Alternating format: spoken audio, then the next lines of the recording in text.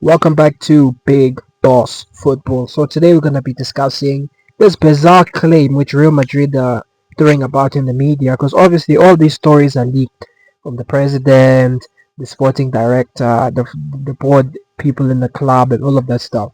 This is the nonsense that they've spewed out from their mouth. It says here Real Madrid believe that the problem this season were the coaches. Real Madrid believe that the main problem this season was the lack of authority that Xabi Alonso and Alvaro Arbeloa had in the dressing room. Now, first of all, Real Madrid need to wash their mouths with soap and water, because this is absolutely absurd. You have a coach here, Xabi Alonso, who was trying his best to implement his ideas. He was trying to take control of the dressing room. He was subbing players when they were not performing well. He was subbing players when they were not pressing or defending. And then Vinicius did that whole farce where he was making a scene while his team was winning their first El Clasico in a long, long time. Vinicius was throwing his hands in the air. I'm gonna leave Madrid. Why always me? Blah blah blah. People are not talking about this. It was 80th minute. The team was winning. So why that guy was complaining, only he knows. But look, all these guys are babies and whiners, to be honest. Because yeah, so you have a scenario like that, and then I can assure you, Vinicius was told to apologize by Florentino Perez, and to my surprise and to everybody's surprise, this guy apologizes to the fans, to the president. He apologizes to everybody except for Alonso, when Alonso was the one that his rant was dedicated to. So look, man, all these rumors about coach this, coach that, I'm really, really gutted that Alonso was sacked from Madrid. Me, Mbappe, Chouameni, were all sad that Alonso had to lose his job because of some of these babies, Vinicius and his friends. They got our manager fired. I'm telling you now, if Alonso stays at Madrid, Madrid at least win La Liga. At least La Liga and maybe Copa del Rey. But they win trophyless. The thing I don't understand about Madrid is that you give the players all this power and then you're shocked when you don't win trophies. The coaches literally have zero power. And did you notice that when Arbeloa came to coach Madrid, he never subbed off Vinicius? Never, ever, ever. Vinicius would have stinker after stinker after stinker. They would never sub him off. He'll just keep playing the whole game. So now look, Madrid, that's why we need to bring in Jose Mourinho. Because I trust Jose Mourinho. Jose Mourinho would rather leave his job. I mean, would rather get sacked fighting for what he believes in, which is order.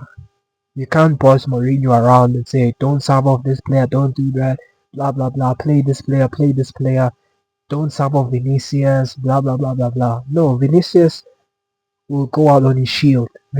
See what I respect about, I mean, Jose Mourinho. See what I respect about Jose Mourinho. Jose Mourinho goes out on his shield.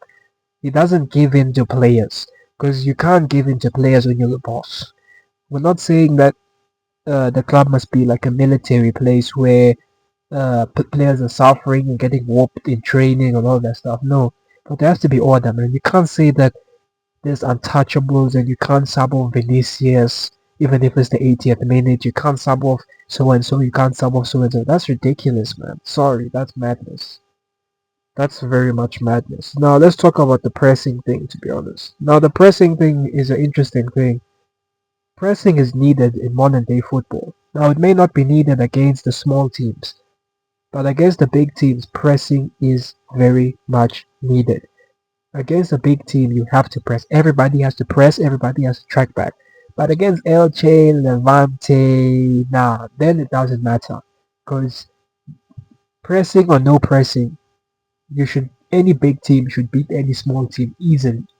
No stress. So pressing is only needed, in my opinion, when it comes to playing the big, big, big games, the big, big, big teams. Yes, pressing against Barcelona, Atletico Madrid, Arsenal, PSG, Bayern, those type of teams, Man United, blah blah blah, Chelsea, and those type of teams. But when you're playing against Elche, Cardiff City, Levante, Celta Vigo, you don't need to press. So This pressing thing is over exaggerated for me. Me, I want Jose Mourinho at Madrid because I believe Mourinho is gonna do the pressing thing, but only against the big teams. And then against the small teams, you just attack. Honestly, you shouldn't. Madrid and these big teams shouldn't be dropping points. Maybe you drop points once or twice in the season, but Madrid this season they bottled La Liga. Let's be honest. Even last season as well, Madrid bottled La Liga because you have a scenario where these guys were what 5 points ahead after the El Clasico. 5 points ahead. Then they started losing and drawing and losing and drawing and losing and drawing. Then I think was it in February or something? Barcelona had a big gap, and then Barcelona was losing, drawing, losing, drawing. Madrid went on top of the table. Within 1 week, Madrid went back behind because they dropped points or they lost. I can't remember now. But so you see, this is the issue. La Liga is actually not that difficult to win. Madrid should have won La Liga this season and last season. Or maybe you can argue, okay, last season they were just not good.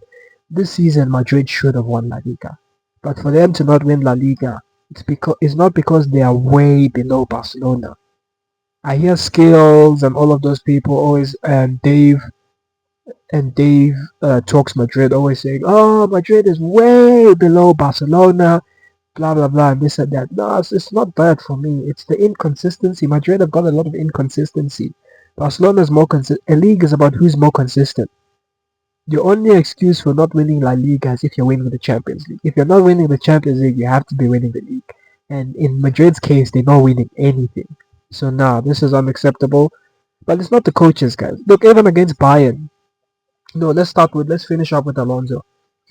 Um, if you look at so Alonso lost his job after the Clasico 3-2 defeat in the Spanish Super Cup. If you look at that game, bro, come on. Um, this guy coached a victory. He coached a victory. Madrid missed. Did you see that chance that Carreras missed at the end? How do you miss that, bro? Just put power. Put your laces on that ball, man. It's a final. You can't be doing that tappy thing. Put that ball in the net. You refused. So, nah, that game is not the coach's fault. And what's also not the coach's fault is let's move on to Alvaro Arbeloa. That Bayern game, man. What was come of? Nah, let's start with the referee in the first leg. You can't send off Chouameni. That was never a yellow card. You can't just give yellow cards just like they candy to some kids, man. This guy gave this guy a phantom yellow card, and that's our key key midfielder. That guy is very important to our midfield. Like without that guy, our midfield is naked. So yeah, look, honestly, guys, it's not the coach's fault. It's the players, and it's just bad luck. Also, the injuries as well, suspensions. That referee, what was he doing against Bayern in the first leg? You can't give Chouameni a yellow card or booking for that. And we need to talk about UEFA, man. Those yellow cards should be removed. Listen, yellow card should be reversed. End of the group stage. So round of 16, everybody must have a clean slate. And then what's this? Round of 16, quarterfinals. After the semi-finals, no, not after the quarterfinals, all yellow cards should be reversed. And then yeah, after that, so yellow card should be reversed 3 or 2 times in the Champions League campaign. You can't say that the yellow cards only get removed after the quarterfinals. That's mad. That is mad. Proper mad, man. You're spoiling the competition. Now imagine Bayern versus Madrid, fully fit versus fully fit. That's a crazy game. But because Chouameni wasn't there, the midfield was open. Camavinga as well, no brain. The guy comes on, instead of him to just focus. Why are you wasting? Of course, we can say that's a soft yellow card. You can't get a yellow card for that. But still, as a professional footballer, you can't trust a referee. Why are you even holding the ball, dude? You fouled Kane. Walk away. Just walk away, man. What are you doing? That's why I don't understand these professional footballers. Don't trust the referee. You know, me, myself, I know if I foul him, just run back. What are you doing? Juggling the ball, bouncing the ball around, and then what difference does that thing even make? But yeah, look, come on. All this was not the coach's fault, to be honest. But next season, Jose Mourinho is the man. This month, now is May. May mustn't end without Jose Mourinho being the coach. He has to be confirmed, signed, everything sealed and delivered. Because what's taking so long? In my opinion, Jose Mourinho should be confirmed now. But thanks for watching, guys. Thanks for watching. Subscribe.